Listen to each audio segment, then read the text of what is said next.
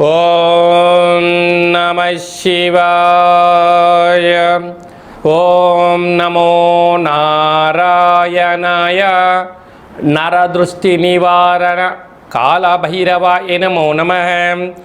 ఓం దిగంబరాయ విద్మహే హంసవాహనాయ ధీమహి తన్నో కాళభైరవ ప్రచోదయాత్. హరి ఓం.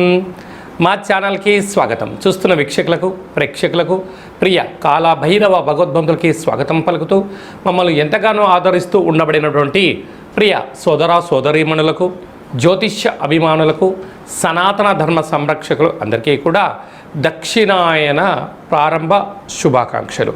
దక్షిణాయనం అనగానే సకల దేవతల యొక్క ఆరాధన, సత్ప్రవర్తన, జీవన విధానంలో మనం ఏదైతే అనుకుంటామో దేవతారాధన చేయడం వలన అనంతమైన శక్తి కలిగి విద్యలో, వృత్తులో, ఉద్యోగాల్లో, వ్యాపారాల్లో అనంతమైన విజయం సాధించడం కోసము చాలా ముఖ్యమైన సమయంగా భావించగలగాలి. మనకు 16/6వ నెల 2026 నుండి 30వ తారీఖు 6వ నెల 2026 వరకు పుట్టినటువంటి వారందరికీ కూడా ముందస్తుగా జన్మదిన శుభాకాంక్షలు. గతంలో వివాహం చేసుకున్న వారికి వివాహ వార్షికోత్సవ శుభాకాంక్షలు. ద్వాదశ రాశుల్లోని గ్రహ గమనాల్ని ఓసారి పరీక్షిద్దాం.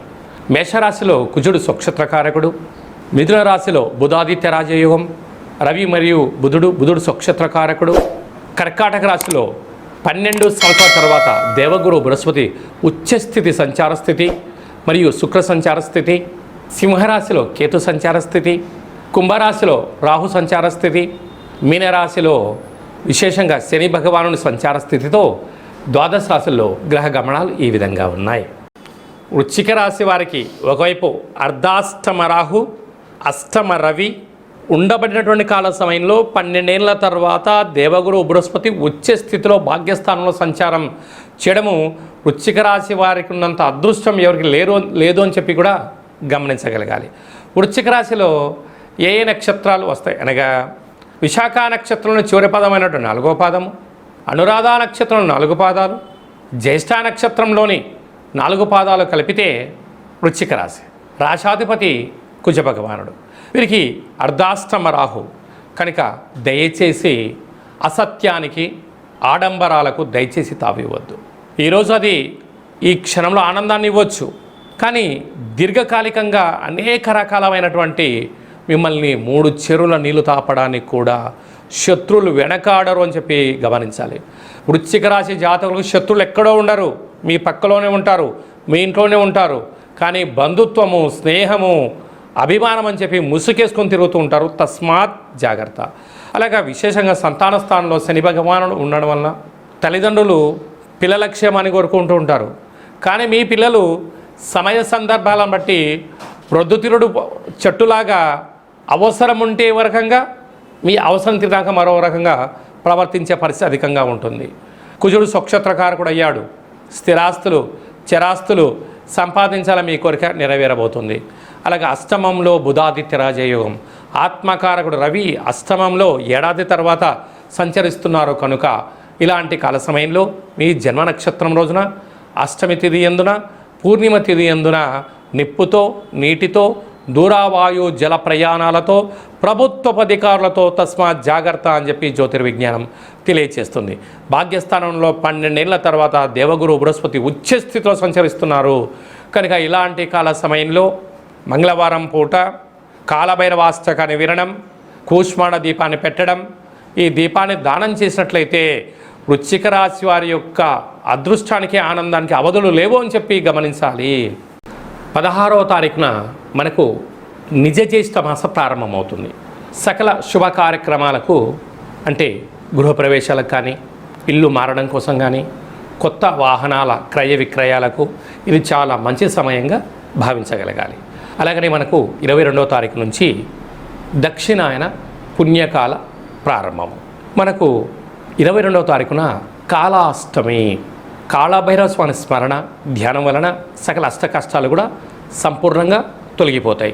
27వ తారీఖున శనివారం రోజు శని త్రయోదశి, శని భగవాన్ యొక్క స్మరణ ధ్యానం వలన అఖండమైనటువంటి అష్ట కష్టాలన్నీ తొలగిపోయి అష్ట ఐశ్వర్యాలతో భోగభాగ్యాలతో ఏకచక్రే మహాభోగి యోగతత్వము కలుగుతుందని చెప్పి కూడా గమనించాలి. మనకు 29వ తారీఖున జ్యేష్ఠమాస శుక్లపక్ష పూర్ణిమ, జ్యేష్ఠ పూర్ణిమ సందర్భంగా వెంకటేశ్వర స్వామి యొక్క దర్శనం, సకల దేవత దర్శనం వల్ల సకల ఐశ్వర్యం కలుగుతుంది అని చెప్పి గమనించాలి. అలాగే మీ వ్యక్తిగత జాతకం తెలుసుకోవాలనుకుంటున్నారా? మీ యొక్క పేరు, పుట్టినటువంటి తేదీ, నెల, సంవత్సరం, పుట్టిన సమయం రాసి వాట్సాప్లో మీరు పంపించగలిగినట్లయితే 100 సంవత్సరాల జాతకాన్ని రాసి పంపించి మీరు పుట్టినప్పుడు గ్రహ గమనాలు ఎలా ఉన్నాయి, ప్రస్తుతం ఎలా ఉంటున్నాయి, భవిష్యత్తులో ఎలా ఉండబోతున్నాయో సవివరంగా సంపూర్ణంగా తెలియజేయడం జరుగుతుందని చెప్పి గమనించాలి. డేటా బర్త్లో లేనటువంటి వారు పేరు యొక్క మొదటి అక్షరాన్ని అనుసరిస్తూ రాశిని తెలియచేస్తూ గవళ ద్వారా అనగా రమణ శాస్త్రం ద్వారా కాళభైరవ ఉపాసన చేత భూత భవిష్యత్ వర్తమానాన్ని తెలియజేయడం జరుగుతుందని చెప్పి గమనించాలి. ఈ కింది నెంబర్ని అపాయింట్మెంట్ తీసుకొని సంప్రదించగలరు. అందరికీ ఈ దక్షిణాయన పుణ్యకాలంలో అఖండ ఆయురారోగ్యాల చేత సకల అష్టకష్టాలకు స్వస్తి పలికి అత్యున్నతమైనటువంటి జీవన ప్రయాణ గమనాలలో విజయాన్ని సాధించాలని మనసారా కాళభైరవ స్వామివారిని వేడుకుందాం. ఆశీర్వచనం. శతమానం భవతు శతాయు పురుష సతేంద్రియ ఆయుష్యేవేంద్రియే ప్రతిష్టతి. ధనం ధాన్యం బహుపుత్రలాభం శత సంవత్సరం దీర్ఘమాయు. సర్వే జనా సుఖినో భవంతు. లోకా సమస్తా సుఖినో భవంతు. సర్వం కాళభైరవ దేవతార్పణమస్తు. హరి ఓం. ఈ వీడియో మీకు నచ్చినట్టయితే ఈ యొక్క వీడియోను లైక్ చేయండి, షేర్ చేయండి, మా ఛానల్ని సబ్స్క్రైబ్ చేయండి. ఆధ్యాత్మికమైనటువంటి భక్తి సమాచారం కోసం అందరికన్నా ముందుగా మీరు తెలుసుకోవాలి, వినాలి అనుకుంటున్నట్టయితే గంట సింబల్ ప్రెస్ చేసి ఆల్ బటన్ కూడా ప్రెస్ చేయండి. ఈ భక్తి సమాచారాన్ని భగవద్బంధులకు, మిత్రులకు, స్నేహితులకు చేరవేసి హిందూ ధర్మాన్ని కాపాడండి.